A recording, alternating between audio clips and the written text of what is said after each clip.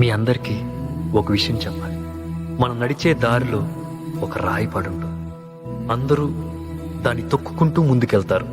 ఒక శిల్పి మాత్రం ఆ రాయిని తెచ్చి చెక్కి దానికి ఒక రూపాన్ని ఇస్తాడు. దారిలో పడున్న రాయిని దేవుణ్ణి చేస్తాడు. తొక్కిన వాళ్లే చేతులెత్తి మొక్కుతారు, పూజలు చేస్తారు. కానీ చెక్కిన ఆ శిల్పిని మాత్రం ఎవ్వరూ పట్టించుకోరు. ఆ శిల్పి కూడా వాళ్ళ నుంచి ఏమీ ఆశించడు. ఇంకొక రాయిని తెచ్చి దేవునిగా మలిచే పనిలో ఉంటాడు.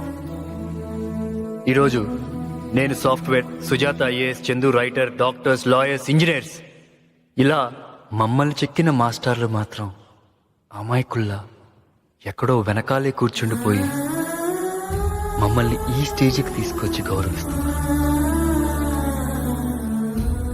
తల్లిదండ్రులైనా తమ ఆస్తిని పిల్లలకు పక్షపాతంతో పంచవచ్చు, కానీ తన దగ్గరుండే విద్య అనే ఆస్తిని ప్రతి విద్యార్థికి సమానంగా పంచే గొప్ప దాత టీచర్. ఈ ప్రపంచంలో ఎవరెవరినో ఏవేవో చేసి వాళ్ళుగానే మిగిలిపోయేది ఒక్కరే, మన గురువులు.